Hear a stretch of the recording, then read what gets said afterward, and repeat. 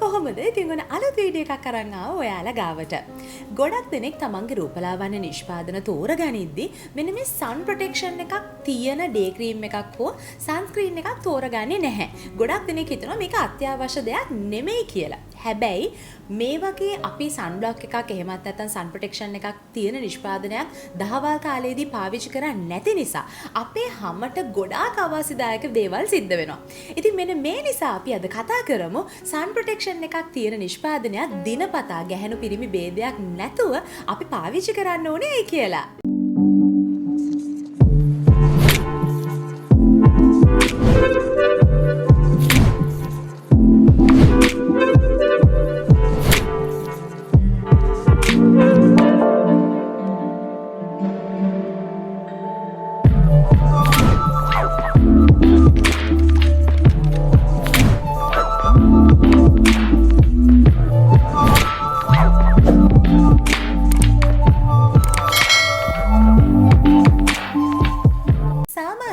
කිසිම sun protection එකක් නැතුව අපේ හැම අවුවට නිරාවරණය වෙනකොට අපේ හැම මතට හිරු එළියෙන් එන UVA කිරණ සහ UVB කිරණ පතිත වීමෙන් අපේ ස්කින් එකට ගොඩක් ඩැමේජස් සිද්ධ වෙනවා.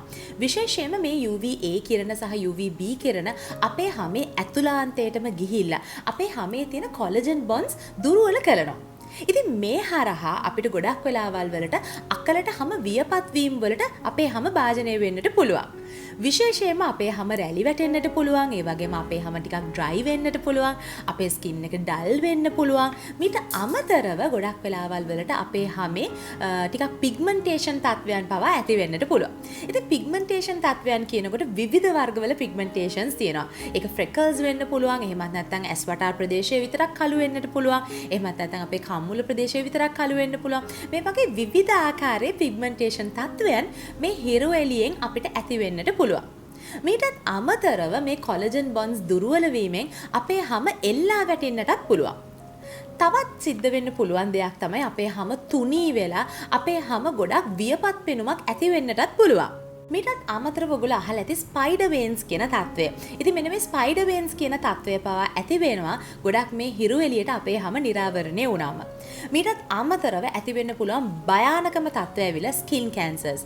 ඔව් ස්කින් කැන්සර්ස් පවා ඇති වෙන්නට පුළුවන් ගොඩක් කාලයක් එක දිගට අපේ හැම කිසිම ආරක්ෂාවක් නැතුව හිරු එළියට නිරාවරණය වෙනකොට. ඉතින් ගොඩක් දෙනෙක් හිතාගෙන ඉන්නේ මේ අවුවට කළු වෙන එක තමයි ලොකුම ප්‍රශ්නේ කියලානේ. ඇත්තටම මේ අවුවට කළු වෙනවා කියන එක ගැනත් මං මේ වෙලාවේදී කතා කරන්නට ඕනේ කියලා. විශේෂයෙන්ම මේ හිරු එළියට අපේ හැම නිරාවරණය වෙනකොට අපේ හැම කළු වෙන්නේ ඇත්තටම අපේ හැම පරිස්සම් කර ගැනීමේ ක්‍රියාවක් විදිහට. මෙලනින් නිෂ්පාදනය වැඩි කරලා අපේ හැම වැඩිපුර පරිස්සම් කරනවා. උදාහරණයක් විදිහට ගත්තම අපේ ලෝකේ හැම මිනිසෙක්ටම ආවේනික වූ වර්ණයක් තියෙනවා. මේ වර්ණය තීරණය වෙන්නේ ඒ පුද්ගලයා ජීවත් වන කලාපය අනුව. විශේෂයෙන්ම අප්‍රිකානු කලාපය ගත්තොත් එහෙම ගොඩාක් හිරු රශ්මිය තදින් වැදෙන කලාපයක්. ඉතින් මේ නිසා තමයි ඒ කට්ටියගේ හැම ගොඩක් තද පැහැයට තියෙන්නේ හිරු රශ්මියෙන් පරිස්සම් කරන්නට.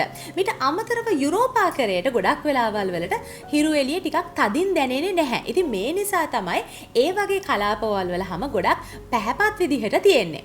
ඉතින් අපි වගේ ඒ කියන්නේ සමකයට ආසන්න රටවල් වලට ගොඩක් වෙලාවල් වලට ටිකක් ටෑන් කලර්ස් නැත්තම් තද පැහැයට තියෙන්නේ. මෙන්න මේ නිසා තමයි කියන්නේ හිරු එළියෙන් අපේ හැම පරිස්සම් කරන්නට. ඉතින් ගොඩාක් කට්ටිය මේ සුදු වෙන ක්‍රීම් ගාලා ගොඩාක් සුදු වෙන්න යනකොට හැමතිස්සෙම කල්පනා කරන්නට ඕනේ මේ ස්වභාවයෙන් අපිට දීලා තියෙන වර්ණය දීලා තියෙන්නේ ඇයි කියන එකත් ඔන්න මතකයේ තබා ගන්න. ඉතින් මෙන්න මේ නිසා තමයි අපි කියන්නේ හිරු එළියෙන් ඔයාගේ හැම පරිස්සම් කරගන්නට අනිවාර්යයෙන්ම ඔයා දහවල් කාලයේදී SPF වගේක් සහිත day cream එකක් හෝ sun protection එකක් ආලේප කිරීම ඉතාමත්ම වැදගත් දෙයක් කියලා. SPF අගය කියන්නේ මොකක්ද? SPF අගය කියලා කියන්නේ sun protectant factor කියන එක. ඕනම නිෂ්පාදනයක SPF අගය මත තමයි තීරණය වෙන්නේ හිරු රශ්මියෙන් කොපමණ වේලාවක් අපේ හැම පරිස්සම් කරලා තියාගන්නට පුළුවන්ද කියලා.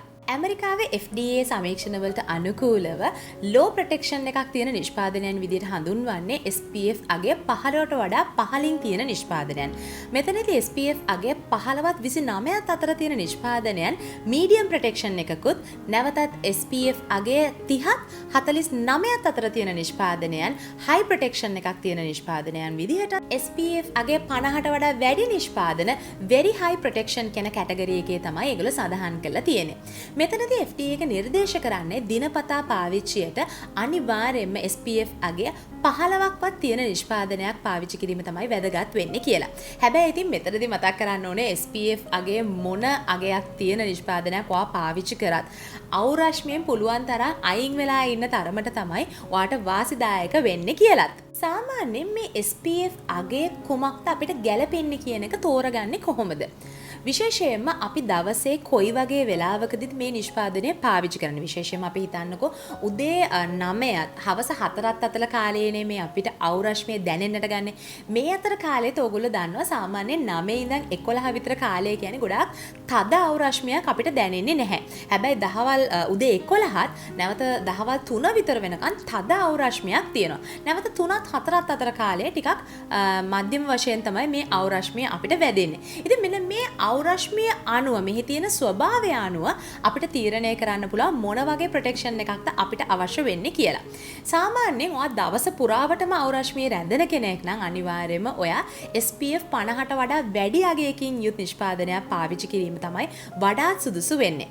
හැබැයි ඉතින් හිතන්නකෝ ඔයා කාර්යාලයක වැඩට යන කෙනෙක් කියලා හිතන්නකෝ. එතකොට ඔයාගේ හැම මේ අවුවට නිරාවරණය වෙන්නේ උදේ 8ත් සාමාන්‍යයෙන් 10ත් වගේ අතර කාලයක නම් ඔයාට සාමාන්‍යයෙන් SPF 15ත් 30ත් අතර ප්‍රමාණයකුත් ප්‍රමාණවත් වෙනවා.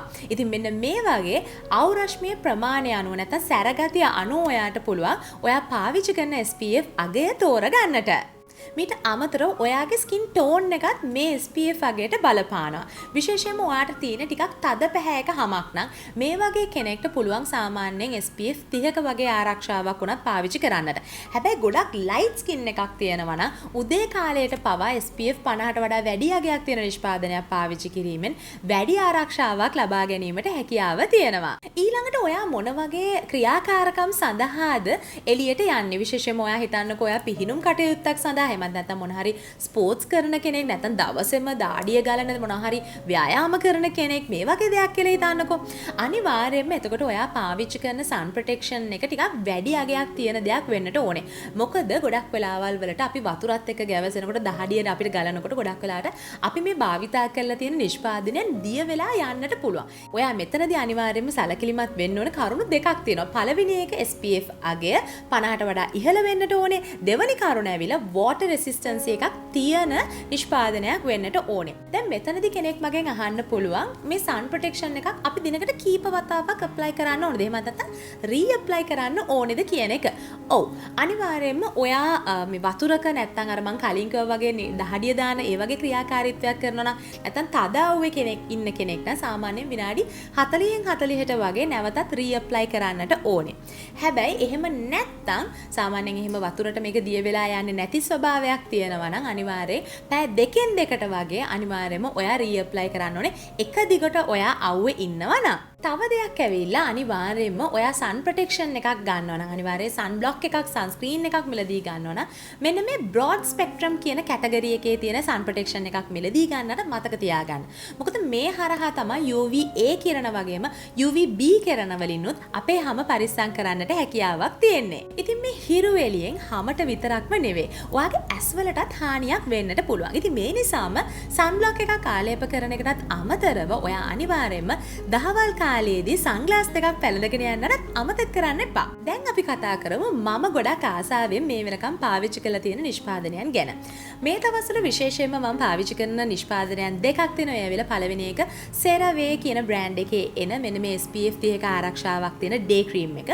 ගොඩක් වෙලාවල් වලට මම එළියට යන්නේ නැත්නම් ගෙදරින් කෙලිම ස්ටුඩියෝ එකට එන දවසක් නම් අනිවාර්යයෙන්ම මෙන්න මේ day cream එක තමයි මම පාවිච්චි කරන්නේ. ගොඩක් වෙලාවලට මම එළියේ shooting එහෙමත් නැත්නම් එළියේ වැඩ කටයුතු වලට යනවා නම් අනිවාර්යයෙන්ම මම පාවිච්චි කරන්නේ මෙන්න මේ කොරියන් බ්‍රෑන්ඩ් එකේ එන SPF 50ක ආරක්ෂාවක් තියෙන aloe vera soothing sunscreen එක.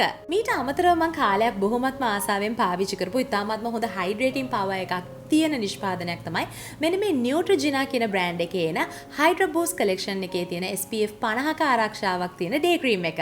ඒ වගේම ඔයගොල්ලෝ හොඳින් හඳුනන වෙළඳ නාමයක් තමයි Cetaphil කියලා කියන්නේ. ඉතින් Cetaphil බ්‍රෑන්ඩ් එකේ එන daily facial moisturizer එකත් SPF 50ක ආරක්ෂාවක් ඔයාලට ලබා දීමේ හැකියාවක් තියෙන නිෂ්පාදනයක්. ඒ වගේම sunscreens ගැන කතා කරනකොට ඔයගොල්ලන්ට ලංකාවේ තාමත් පහසුවෙන් මිලදී ගන්නට පුළුවන් නිෂ්පාදනයක් තමයි Jovis ආයතනයේ එන SPF 45ක ආරක්ෂාවක් තියෙන sunscreen එක. ඒ වගේම ඔන්න ඔයගොල්ලෝ හොඳින්ම හඳුනන තවත් වෙළඳ නාමයක් තමයි ලංකාවේ ඉතාමත්ම සුප්‍රසිද්ධ Spa-Ceylon කියන වෙළඳ නාමය. ඉතින් Spa-Ceylon එකෙත් එනවා sun protection එකක් SPF 50ක් තියෙන anti aging product එකක් විදිහට තමයි මෙන්න මේ sunscreen එක ඒගොල්ලෝ හඳුන්වලා දීලා තියෙන්නේ. ඒ වගේම තවත් ඉතාමත්ම හොඳ නිෂ්පාදනයක් තමයි Neutrogena brand එක යටතේ එන Ultra Sheer Dry Touch කියන sunblock එක. මේකත් SPF 50ක් ආරක්ෂාවක් තියෙන නිෂ්පාදනයක්. ඉතාම lightweight නිෂ්පාදනයක් තමයි මේ. ඒ වගේම මොන පිටරට ඉන්න කෙනෙක් නම් ගොඩක් වෙලාවල් වලට සුපර් මාකට් වල ඉතාමත්ම පහසුවෙන් මිලදී ගන්නට පුළුවන් නිෂ්පාදනයක් තමයි Nivea brand එකේ එන මෙන්න මේ SPF 50ක ආරක්ෂාවක් තියෙන moisturizer එක. මීට අමතරව ඔන්න මේකප් එකක් යට වුණත් අපිට දාන්න පුළුවන් sunblock එකක් sheer sunblock එකක් තමයි Janata Ayurveda එකේ එන SPF 20ක ආරක්ෂාවක් තියෙන මෙන්න මේ sunblock එක. ඉතින් මං හිතනවා අද වීඩියෝ එකෙන් ඕගොල්ලෝ මෙන්න මේ sun protection එකේ තියෙන වැදගත්කම කොච්චරද කියලා ඉගෙන ගන්නට ඇති කියලා ඒ වගේම අලුත් දේවල් ගොඩක් ඉගෙන ගන්න ඇති කියලා මම හිතනවා. ඉතින් එහෙනම් අපි අලුත් වීඩියෝ එකකින් ඉක්මනටම හම්බෙමු. එතකම් පරිස්සමෙන් ඉන්න. ඒ වගේම ඔන්න අමතක කරන්න එපා තාම channel එක subscribe කරලා නැත්නම් දැන්ම channel එක subscribe කරන්න. ඒ වගේම එහා පැත්තේ තියෙන bell notification එක click කරන්නත් අමතක කරන්න එපා. එහෙනම් අපි අලුත් වීඩියෝ එකකින් ඉක්මනටම හම්බෙමු. bye.